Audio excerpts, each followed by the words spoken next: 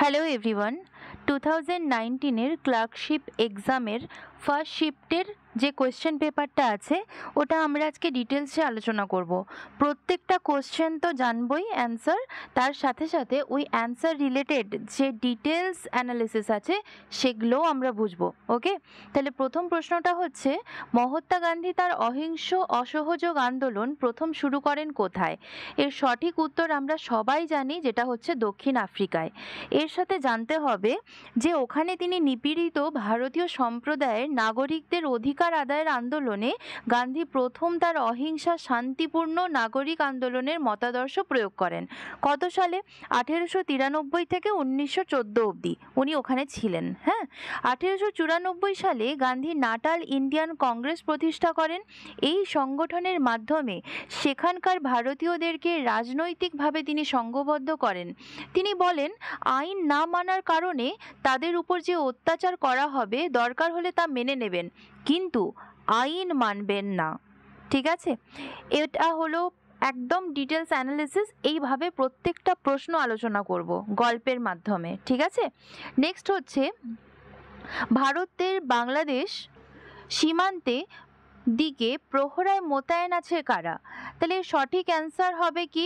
আমরা সবাই জানি এর সঠিক অ্যান্সার হবে সীমান্ত সুরক্ষা বাহিনী, বিএসএফ, যার ফুল ফর্ম হচ্ছে বর্ডার সিকিউরিটি ফোর্স। এবারে জানতে হবে একটু ডিটেলসে, যেটা ভারত বাংলাদেশ আগে ইস্ট পাকিস্তান ছিল আমরা জানি, ওই জন্য দেখবে পাকিস্তান আর বাংলাদেশ এই দুটো জায়গায় কিন্তু এর সীমান্তে মোতায়েন করা আছে কিন্তু বিএসএফ। ঠিক আছে, একটু ডিটেলসে জানবো বিএসএফটা। ভারত সরকারের এটি একটি সীমান্ত প্রহরী সংস্থা। 1965 সালের 1 ডিসেম্বর প্রতিষ্ঠিত এই সংস্থা ভারতের আধা সামরিক বাহিনীর একটি অংশ এবং এর প্রাথমিক দায়িত্ব হল শান্তির সময় ভারতের আন্তর্জাতিক সীমান্ত পাহারা দেওয়া ও অন্তর্দেশীয় অপরাধ প্রতিহত করা। ঠিক আছে, তাহলে এটা বিএসএফ সম্বন্ধে একটু ছোট্ট করে আলোচনা।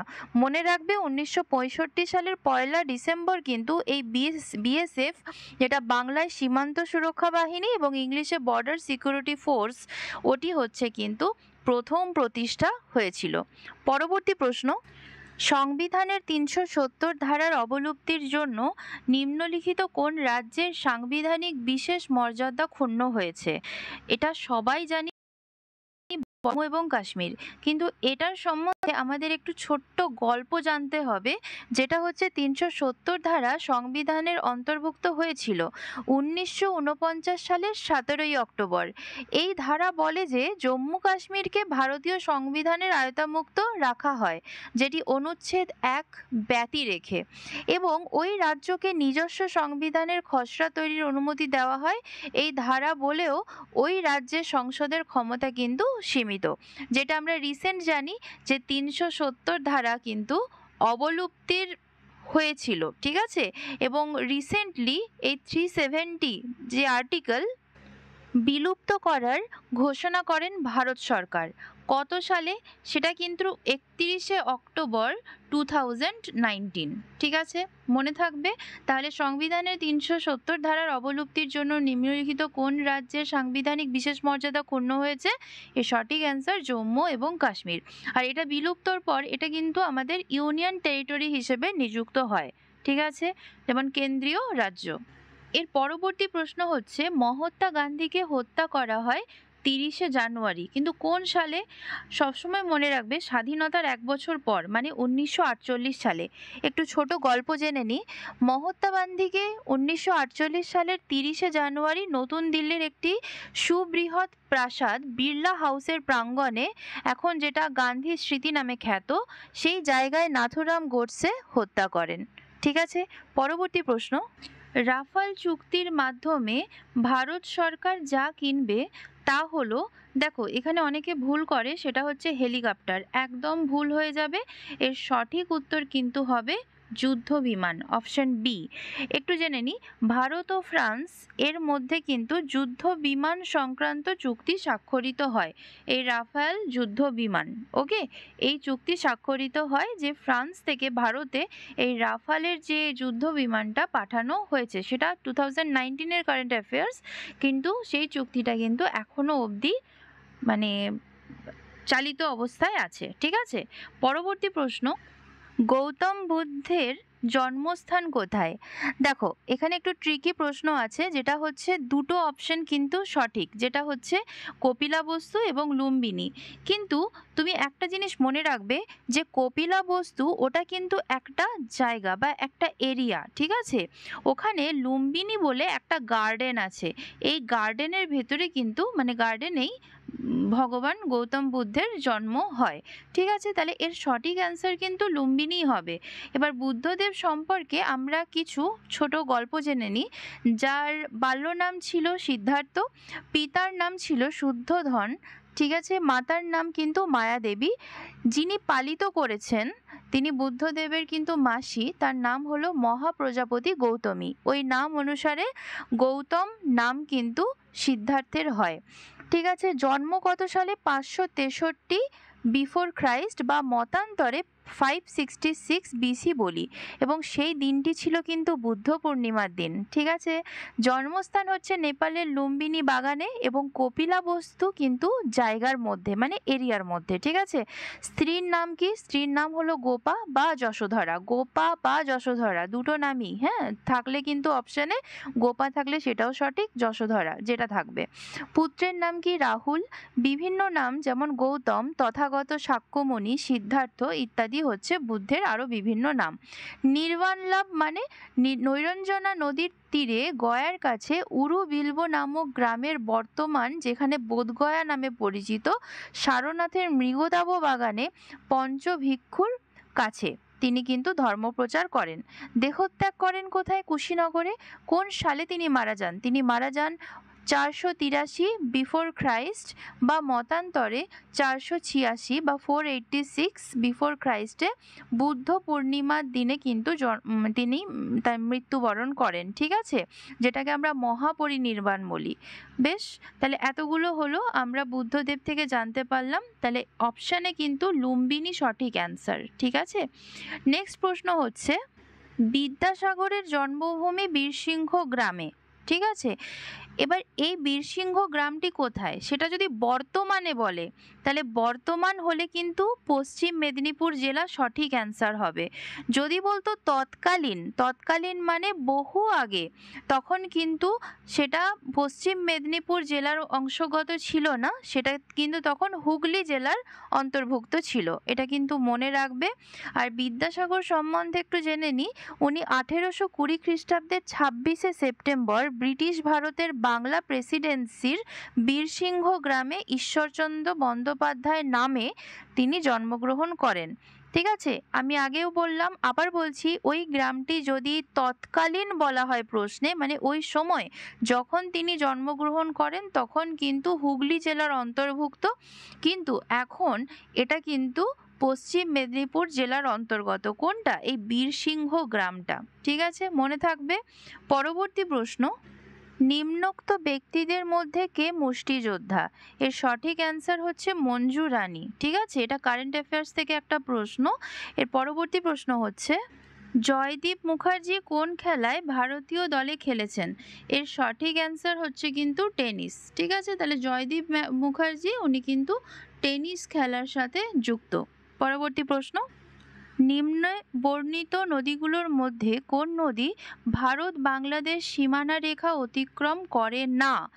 সবসময় লক্ষ্য রাখবে করে বলেছে না করে না বলেছে, এই দুটো কিন্তু খুব ইম্পর্টেন্ট। ঠিক আছে, তাহলে করে না যদি হচ্ছে, গঙ্গা আমরা জানি যেটা আমাদের পদ্মা নদী হিসেবে বাংলাদেশে বয়ে গেছে, তিস্তাও কিন্তু ব্রহ্মপুত্রে গিয়ে মিশেছে, আত্রেই নদীও কিন্তু মিশেছে, তাহলে এই তিনটে নদী কিন্তু বাংলাদেশে গিয়ে ব্রহ্মপুত্রতে মিশেছে। ঠিক আছে, কিন্তু দামোদর নদী এটি কিন্তু ঝাড়খণ্ড এবং পশ্চিমবঙ্গ রাজ্যের মধ্যে দিয়ে প্রবাহিত হয়েছে।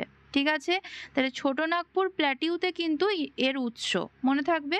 তাহলে দামোদর নদী কিন্তু বাংলাদেশ সীমানা রেখা অতিক্রম করছে না। ওকে, নেক্সট প্রশ্ন, পরিবেশ সংরক্ষণের জন্য কোন ধরনের ব্যাগের ব্যবহার নিষিদ্ধ করার কথা ভাবা হচ্ছে? এটা তো একটাই প্রশ্নের উত্তর হয়ে যাবে, প্লাস্টিক ব্যাগ। এই ব্যাগটা কিন্তু বন্ধ করার কথা বলা হচ্ছে। আর কোন ব্যাগগুলোর প্রচলনটা বাড়ানোর চেষ্টা করছে? পাটের তৈরি ব্যাগ, কাগজের ব্যাগ, কাপড়ের ব্যাগ, এটা আমরা সবাই জানি। পরবর্তী প্রশ্ন হচ্ছে, নিম্নের রাষ্ট্রগুলির মধ্যে কোনটি সার্কের সদস্য নয়? এই সদস্য নয় এই কথাটাকে সবসময় মনে রাখবে, ঠিক আছে? সদস্য নয়, নেগেটিভ বলছে, তাহলে এর অ্যান্সার হয়ে যাবে কিনা মায়ানমার। ঠিক আছে, একটু গল্প জেনে নিই। সার্কের প্রতিষ্ঠা সদস্য সমূহ যেগুলো হচ্ছে সেগুলো হচ্ছে ভারত, ভারত মানে ইন্ডিয়া, বাংলাদেশ, পাকিস্তান, শ্রীলঙ্কা, নেপাল আর মালদ্বীপ আর ভুটান। ঠিক আছে, মনে থাকবে। তাহলে সার্কের সদস্য কি কি? প্রথমে ইন্ডিয়া, তারপরে কিনা বাংলাদেশ, তারপরে পাকিস্তান, তারপরে শ্রীলঙ্কা, নেক্সট হচ্ছে নেপাল, তারপর ভুটান, তারপর মায়ানমার। ঠিক আছে, মনে থাকবে। 2007 সালে আফগানিস্তান সার্কের সদস্যপদ কিন্তু লাভ করেছিল। কত সালে? 2007 সালে, এটা কিন্তু মনে থাকবে। ঠিক আছে, পরবর্তী প্রশ্ন, নিম্নলিখিত দেশগুলোর মধ্যে কোনটি স্বাধীন রাষ্ট্র নয়? এর সঠিক অ্যান্সার হচ্ছে স্কটল্যান্ড। একটু ছোট গল্প জেনে নিই। 1706 সালে ট্রিটি অফ ইউনিয়ন পাস করে ইংল্যান্ড ও স্কটল্যান্ড গ্রেট ব্রিটেন নামে এক রাষ্ট্রে কিন্তু পরিণত হয়। নেক্সট কোশ্চেন, এটা তখনকার কারেন্ট অ্যাফেয়ার্সের একটা প্রশ্ন।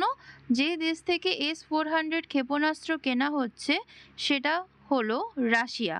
ঠিক আছে, এটার বিষয়ে আর কিছু জানা নেই, এটা কিন্তু একটা কারেন্ট অ্যাফেয়ার্সের প্রশ্ন। পরের প্রশ্নটাও 2019-এর কারেন্ট অ্যাফেয়ার্স। নিম্নলিখিত ব্যক্তিদের মধ্যে ঠিক কোন ব্যক্তির পরে ডোনাল্ড ট্রাম্প মার্কিন যুক্তরাষ্ট্রের প্রেসিডেন্ট হয়েছিল? এর অ্যান্সার কি? সবাই জানো, বারাক ওবামা। ওকে, নেক্সট প্রশ্ন, ফরাসি দেশের বর্তমান রাষ্ট্রপতির নাম? দেখো, উনি কিন্তু এখনো বর্তমানই আছেন। 2019-এর প্রশ্ন এটা, তো এটার অ্যান্সার হয়ে যাচ্ছে কিনা ইমানুয়েল ম্যাক্রো। ঠিক আছে, পরবর্তী প্রশ্ন হচ্ছে, লায়নেল মেসি কোন দেশের নাগরিক? ওকে, এর অ্যান্সার তো যারা ছেলেরা ফুটবল দেখো সবাই জানো, তাও আমি বলে দিচ্ছি, এর অ্যান্সার হবে কিনা আর্জেন্টিনা। ওকে, নেক্সট, 2019 সালে সাংবাদিকতায় ম্যাক্সাসে পুরস্কার পেলেন কে? উনি হচ্ছেন রবিশ কুমার। পরবর্তী প্রশ্ন হচ্ছে, নিম্নোক্ত ব্যক্তিদের মধ্যে কাকে 2019 সালে সাহিত্যে নোবেল পুরস্কার দেওয়া হয়েছে? তাহলে এর সঠিক অ্যান্সার হচ্ছে পিটার হ্যাঙ্কে। এবারে প্রশ্ন হচ্ছে 2023-তে কে পেয়েছেন? 2023-তে সাহিত্যে পুরস্কার পান কে? জন ফসে। জন ফসে, মনে থাকবে, জন ফসে। ওকে, নেক্সট, বর্তমানে চীনে হংকং ছাড়া আর কতগুলো সার্স রয়েছে? এর সঠিক অ্যান্সার কিন্তু এক হবে। একটু জেনে নিই এই বিষয়ে। দেখো, চীনে দুটো স্পেশাল অ্যাডমিনিস্ট্রেটিভ রিজিয়ন আছে। ওকে, স্পেশাল অ্যাডমিনিস্ট্রেটিভ রিজিয়ন, সেটাকে আমরা সার বলি। এবারে এস কেন বলছি দুটো আছে? একটা হচ্ছে গিয়ে হংকং সার, আরেকটা হচ্ছে ম্যাকাও সার। ঠিক আছে, তাহলে বলেছে আর কতগুলো সার আছে হংকং ছাড়া, তাহলে হংকং সার আরেকটা হচ্ছে ম্যাকাও সার, এই দুটো সার কিন্তু আছে। তাহলে হংকং ছাড়া আর একটাই থাকছে, মনে থাকবে। তাহলে আমি কি বললাম? স্পেশাল অ্যাডমিনিস্ট্রেটিভ রিজিয়ন, এটাকেই বলা হয় সার্স। এস মানে কি দুটো থাকছে টোটাল। ওকে, নেক্সট প্রশ্ন হচ্ছে, নিচে উল্লেখিত দেশগুলোর মধ্যে কোন দেশটি 2019-এ ক্রিকেট ওয়ার্ল্ড কাপে জয় করেছে। এর সঠিক অ্যান্সার কি? ইংল্যান্ড। এবার এটা 2019-এর কথা বলেছে, কিন্তু 2023 সালে ক্রিকেট ওয়ার্ল্ড কাপ কিন্তু ভারতে অনুষ্ঠিত হয়েছিল, ঠিক আছে? তাহলে 2019টা একটু আলোচনা করে নিই। লর্ডসে অনুষ্ঠিত 2019 সালের ক্রিকেট বিশ্বকাপ ফাইনালে ইংল্যান্ড সুপার ওভারে নিউজিল্যান্ডকে হারিয়েছিল এবং প্রথমবারের জন্য কিন্তু চ্যাম্পিয়ন হয়েছিল, ওই জন্য এটা বেশি ইম্পর্টেন্ট। নেক্সট কোয়েশ্চেন, 2016 সালে অলিম্পিক গেমস যে শহরে অনুষ্ঠিত হচ্ছে সেটি হলো কিনা রিও ডি জেনেরো। ওকে, আর 2016-র পর 2020 4 বছর ছাড়া ছাড়া কিন্তু অলিম্পিক গেমস হয়। তাহলে 2020 কোথায় অনুষ্ঠিত? সেটা কিন্তু টোকিওতে, এবং ওটা কিন্তু 32nd। ওকে, 2020টা কিন্তু 32nd, যেটা টোকিওতে অনুষ্ঠিত হয়েছিল। এবারে প্রশ্ন আছে 2024-এরটা। 2024 কোথায় হবে? 2024 হবে প্যারিস। ওকে, প্যারিস, সেটা হবে 33rd, মনে থাকবে। তাহলে 33rd যে অলিম্পিক গেমস সেটা 2024-এ সংগঠিত হবে এবং সালটা থাকছে 2024। ওকে, নেক্সট কোশ্চেন হচ্ছে লোকসভায় আসন সংখ্যা কত? লোকসভায় আসন সংখ্যা হচ্ছে 545টি। একটু গল্পের আকারে আরও ডিটেলস জেনে নিই। লোকসভা ভারতীয় সংসদের নিম্নকক্ষ। এই কক্ষের প্রতিনিধিদের সর্বোচ্চ সংখ্যা কত? 550। 104 সংবিধান সংশোধনের মাধ্যমে 2 জন অ্যাংলো ইন্ডিয়ানের মনোনয়ন কিন্তু বাতিল করা হয়। 104th অ্যামেন্ডমেন্ট অ্যাক্ট, এই অ্যাক্টের মাধ্যমে কিন্তু কি হয়, 2 জন যে অ্যাংলো ইন্ডিয়ানদের মনোনয়ন করা থাকতো সেটা কিন্তু বাতিল করা হয়। পরবর্তী প্রশ্ন দেখো, এটা কিন্তু খুব ইম্পর্টেন্ট। আমরা রিসেন্ট যে প্রেজেন্ট যে কারেন্ট অ্যাফেয়ার সেটাও এখান থেকে জানবো। এবার তখনকার প্রশ্ন অনুযায়ী, মানে 2019-এর অনুযায়ী, আন্তর্জাতিক অর্থভাণ্ডারের বর্তমান সভাপতির নাম কি? তাহলে তার অ্যান্সার কিন্তু হয়ে যাবে ক্রিস্টালিনা জর্জিভা, ঠিক আছে? এবারে যদি আমরা 2019-এর কথা বলি, 19-এর পরের কথা বলি এবং বর্তমানের কথা বলি, সেটাও কিন্তু হয়ে যাবে ক্রিস্টালিনা জর্জিভা। এটা কিন্তু কোনো চেঞ্জ হয়নি। এবারে কথা হচ্ছে উনি কোন ন্যাশনালিটি, মানে কোন দেশ থেকে উনি বিলং করেন? তাহলে তিনি হচ্ছেন বুলগেরিয়া থেকে বিলং করেন, ঠিক আছে? এবারে কত সালে উনি সভাপতি হন সেটা মনে রাখবে, 1 অক্টোবর 2019। কবে? 1 অক্টোবর 2019, এই তারিখে কিন্তু সভাপতি হন এবং তিনি এখনও কিন্তু প্রেজেন্ট কিন্তু চেয়ারম্যান আন্তর্জাতিক অর্থভাণ্ডারের, ঠিক আছে? মনে রাখবে। আচ্ছা, তোমাদের সেশনটা কেমন লাগছে জানিও, আর অবশ্যই সাবস্ক্রাইব করো, লাইক করো, আর সবার মাঝখানে শেয়ার করো, ঠিক আছে? তোমার সাবস্ক্রিপশানই কিন্তু আমার কাছে মোটিভেশন। ওকে, নেক্সট কোয়েশ্চেন হচ্ছে ভেরি ভেরি ইম্পর্টেন্ট একটা কোয়েশ্চেন, খুব ভালোভাবে মনে রাখবে, সমস্ত পরীক্ষায় কিন্তু এটা দেয়।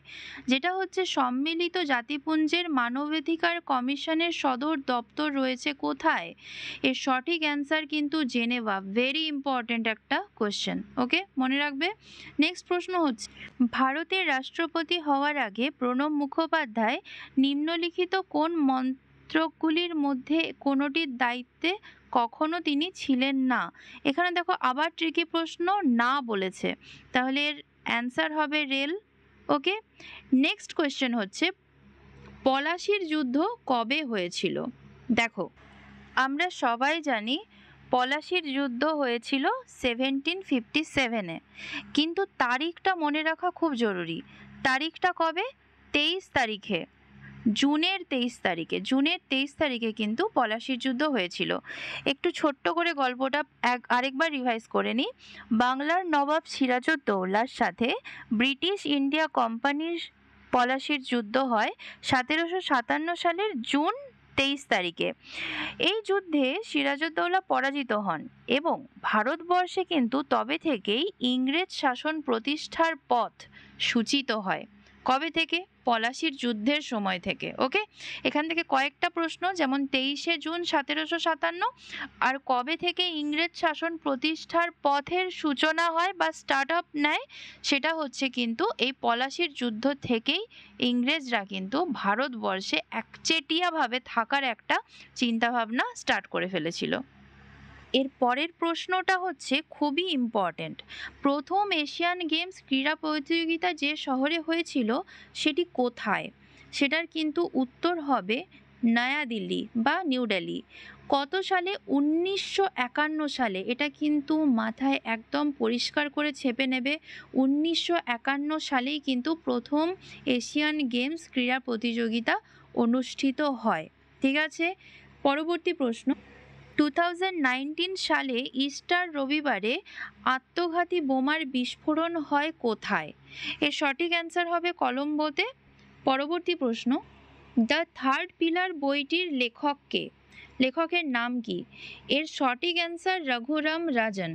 দেখো বাকি জনের বিষয়টা জেনে নিই। যেমন অমর্ত্য সেন কি লেখেন? অমর্ত্য সেন লেখেন আর্গুমেন্টেড ইন্ডিয়ান। আর্গুমেন্টেড ইন্ডিয়ান মনে থাকবে। পদ্মা দেশাই উনি কি লেখেন? Work without wages. Work without wages, ঠিক আছে, মনে থাকবে। জগদীশ ভগবতী উনি কি লেখেন? Indifference of globalisation. Indifference of globalisation মনে থাকবে। পরবর্তী প্রশ্ন। 2019 সালে বিশ্ব ব্যাডমিন্টন প্রতিযোগিতায় মহিলাদের একক সেরার সম্মান লাভ করেন কে? এর সঠিক অ্যান্সার হবে PV সিন্ধু। ওকে, নেক্সট হচ্ছে নিম্নোক্ত কোন জায়গায় ক্ষুদিরাম বসুকে ফাঁসি দেওয়া হয়? এর সঠিক অ্যান্সার হবে মুজফ্ফরপুর। আরেকটু স্টোরির আকারে জেনে নেব। দেখো 1908 সালের কিন্তু 11ই আগস্ট, 1908 সালে, বারবার বলছি 11ই আগস্ট, মুজফ্ফরপুর ষড়যন্ত্র মামলায় ফাঁসি হয় সর্বকনিষ্ঠ এই মহাবিপ্লবীর। ক্ষুদিরাম বসুকে ফাঁসি দেওয়া হয় সংশোধনাগারে। বর্তমানে সেই কারাগারের নাম বদলে বিপ্লবী ক্ষুদিরাম বসুর নামেই কিন্তু নামকরণ করা হয়। তাহলে কোন কারাগারকে বিপ্লবী ক্ষুদিরাম বসুর নামে নামকরণ করা হয়? এর অ্যান্সার হবে যে সংশোধনাগার যেটা মুজফ্ফরপুরে অবস্থিত, সেই যে মানে কারাগার বা জেল, সেটার নামকরণ কিন্তু করা হয় কত সালে? 1908 সালের কিন্তু 11ই আগস্ট। 1908 11ই আগস্ট মনে থাকবে, অবশ্যই মাথায় মধ্যে কিন্তু এটা সেট করে নাও। নেক্সট প্রশ্ন। দলাই লামার বাসস্থান কোথায়? দেখো ধর্মশালা যখনই দেখছো তখনই তোমরা ম্যাকলিওডগঞ্জ এটা কিন্তু তোমরা দাগ দেবে, কিন্তু অনেক সময় ধর্মশালার আরেকটা নাম দেবে, সঙ্গে ম্যাকলিওডগঞ্জ এই নামটাও থাকবে বা অন্য নামও থাকতে পারে, এটা কিন্তু মনে রাখা খুব দরকারি, যেটা হচ্ছে ম্যাকলিওডগঞ্জ। কোথায়? ধর্মশালাতে। পরবর্তী প্রশ্ন। পশ্চিমবঙ্গে কতগুলো জেলা আছে? দেখো এটা যখন প্রশ্নটা এসছিল যে সময়, তখন অনুযায়ী কিন্তু 22টা, কিন্তু একটু স্টোরিটা শুনে নাও। 1950 খ্রিস্টাব্দের 26শে জানুয়ারি পূর্বতন দেশীয় রাজ্য কোচবিহার একটি জেলা রূপে পশ্চিমবঙ্গের অন্তর্ভুক্ত হয়। 1954 খ্রিস্টাব্দে পূর্বতন ফরাসি উপনিবেশ চন্দননগর হুগলি জেলার একটি অংশরূপে যুক্ত হয়। বর্তমানে পশ্চিমবঙ্গ 5টি বিভাগ ও 23টি জেলায় কিন্তু বিভক্ত। 5টি বিভাগ আর 23টি জেলায় কিন্তু বিভক্ত। ঠিক আছে, পরবর্তী প্রশ্ন। বালাকোট জায়গাটির অবস্থান কোথায়?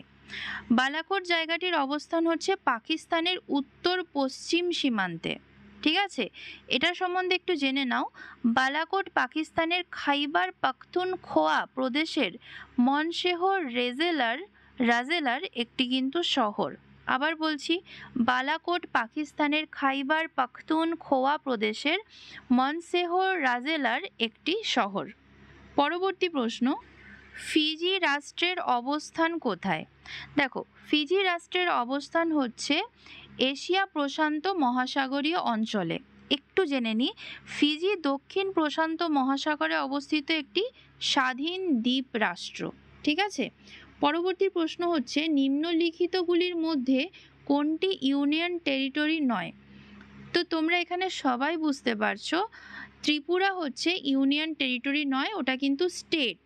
ওকে, বাকি সবটাই কিন্তু চণ্ডীগড়, আন্দামান নিকোবর দ্বীপপুঞ্জ, পুডুচেরি, এগুলো সবই কিন্তু ইউনিয়ন টেরিটরি। এখন কিন্তু জম্মু অ্যান্ড কাশ্মীরও কিন্তু ইউনিয়ন টেরিটরির মধ্যে পড়ছে। ওকে, নেক্সট হচ্ছে হাউডি মোদি অনুষ্ঠানটি যে শহরে হয়েছিল সেটি কোথায়? তাহলে সেটি হচ্ছে কোথায়? হিউস্টন। ওকে, নেক্সট প্রশ্ন, নিম্নলিখিত ব্যক্তিদের মধ্যে কে একজন প্রসিদ্ধ ভাস্কর নন? দেখো এখানে সঠিক অ্যান্সার হবে তারাশঙ্কর বন্দ্যোপাধ্যায়। ভাস্কর মানে যিনি হচ্ছেন যে স্কাল্পচার উনি করেন না। এবার তারাশঙ্কর বন্দ্যোপাধ্যায় সম্বন্ধে একটু জানি। তাহলে তারাশঙ্কর বন্দ্যোপাধ্যায় 23শে জুলাই 1898 সালে 23শে জুলাই 1898 সালে উনি কিন্তু জন্মগ্রহণ করেন এবং বিংশ শতাব্দীর একজন বিশিষ্ট বাঙালি তথা উনি কিন্তু একজন সাহিত্যিক ছিলেন। ঠিক আছে, উনি কিন্তু ভাস্কর্য ছিলেন না, উনি একজন সাহিত্যিক ছিলেন। ওকে, পরবর্তী প্রশ্ন হচ্ছে গ্রেটা থুনবার্গ কে? দেখো এটা কিন্তু খুব ইম্পর্টেন্ট একটা প্রশ্ন, আমি একটু ডিটেলস আলোচনা করব যাতে তোমাদের এই বিষয়টা মনে থাকে। গ্রেটা থুনবার্গ হচ্ছেন আবহাওয়ার ধ্বংস রোধে সক্রিয় একজন কর্মী। ওনার বিষয়ে একটু বলি, তোমাদের ভালো লাগবে জানলে। গ্রেটা থুনবার্গ হলেন সুইডেনের একজন স্কুল শিক্ষার্থী, যিনি 15 বছর বয়সে জলবায়ু পরিবর্তন মোকাবেলায় অবিলম্বে কার্যকর পদক্ষেপ গ্রহণের জন্য সুইডেন সংসদের বাইরে প্রতিবাদ শুরু করেন। তখন থেকে তিনি জলবায়ুর কর্মী হিসেবে পরিচিত পান। গ্রেটা থুনবার্গের লেখা একটা বই হলো দ্য ক্লাইমেট বুক। খুব মনে রাখবে, হ্যাঁ, খুব ইম্পর্টেন্ট। তাহলে আবার বলছি, উনি ছিলেন সুইডেনের একজন স্কুল শিক্ষার্থী। 15 বছর বয়সে যেটা জলবায়ু পরিবর্তন হচ্ছে না, ক্লাইমেট চেঞ্জ হচ্ছে, গ্লোবাল ওয়ার্মিং আসছে, এই বিষয়টাকে উনি কিন্তু মানে কার্যকর করার চেষ্টা করেছিলেন। এবার কার্যকর যখন হচ্ছে না, সবাই তো ওর বিরুদ্ধে, তখন তিনি কি করেন, সুইডেনের সংসদের বাইরে প্রতিবাদ শুরু করেন এবং এই প্রতিবাদের জন্য তিনি একসময় সবাই বুঝতে পারে এবং একসময় ওনাকে জলবায়ু কর্মী হিসেবে নিয়োজিত করেন। তার মোস্ট ইম্পর্ট্যান্ট একটা বই, আবার বলছি তোমরা নোট ডাউন করে নিও, দ্য ক্লাইমেট বুক। কে লিখেছেন? গ্রেটা থুনবার্গ, পরীক্ষায় বহুবার এসছে। ওকে, তাহলে 2019-এর আজকে আমরা জিকে পার্টটা কমপ্লিট করব। এরপরে ইংলিশের একটা পার্ট থাকছে এবং তারপরে আমাদের ম্যাথের পার্ট থাকছে। টোটাল মার্ক হচ্ছে 100 নাম্বারের, পরীক্ষায় টাইম পাবে 1.5 ঘন্টা। ওকে, তাহলে এটা হচ্ছে আমাদের ফার্স্ট শিফটের যে পরীক্ষাটা হয়েছিল সেটা। এবার সেকেন্ড শিফটেরও কিন্তু কোশ্চেন আছে, সেগুলো পরবর্তীকালে আলোচনা করব। তোমাদের ভিডিওটা ভালো লাগলে অবশ্যই লাইক করো, সাবস্ক্রাইব করো, এগুলো বারবার বলতেও খারাপ লাগে, যদি ইচ্ছে করে করবে, শেয়ারও করবে বন্ধুদের মাঝখানে। আর প্রচুর ভিউয়ার্স আনো, অনেক লাইক করো, পরবর্তী ভিডিওসগুলো আনবো। আর তোমাদের যদি কোথাও কনফিউশন থাকে তাহলে অবশ্যই আমাকে কমেন্ট সেকশনে জানিও এবং একটা কাজ করো, যখনই কোথাও অসুবিধা হবে যে ম্যাম ম্যাথের দরকার বা ইংলিশের দরকার, আমাকে কমেন্ট সেকশনে জানিও, তবে আমি বুঝতে পারবো তোমাদের কোনটা প্রয়োজন। আমি প্রত্যেকের কমেন্টের কিন্তু রিপ্লাই দিই এবং তোমাদের ভালো লাগলে লাইক করো, তাহলে কি হবে, আমার ভিডিওটা মনে হবে মানে যিনারা এই বিজনেসের সঙ্গে জড়িত তারা ভাববেন যে হ্যাঁ ভিডিওর ভ্যালু আছে, তবে গিয়ে ওনারা কিন্তু এটাকে প্রমোশন করবেন এবং আমি আরও নতুন ভিডিও তোমাদের সুবিধের জন্য আনতে থাকবো। ঠিক আছে, পরীক্ষার জন্য খুব ভালোভাবে প্রস্তুতি নাও, খুব সামনেই পরীক্ষা। ভোটটা চলে যাওয়ার পর আশা করি তোমাদের নোটিফিকেশান পরপর আসবে। কোনো রকম রিউমার্সে কিন্তু কান দেবে না, যদি কোনো রিউমার্স শোনো সেটাকে নিয়ে এন্টারটেন করার একদম দরকার নেই। চেষ্টা করো 2-3 মাসের মধ্যে পড়াটাকে খুব ভালোভাবে রিকভার করতে এবং একটা গভর্নমেন্টের একটা সিট যেন তোমাদের হাত অবধি পৌঁছে যায়, এরকম চেষ্টা করতে। ঠিক আছে, চলো বাই, ভালো থেকো এবং সুস্থ থেকো। ওকে।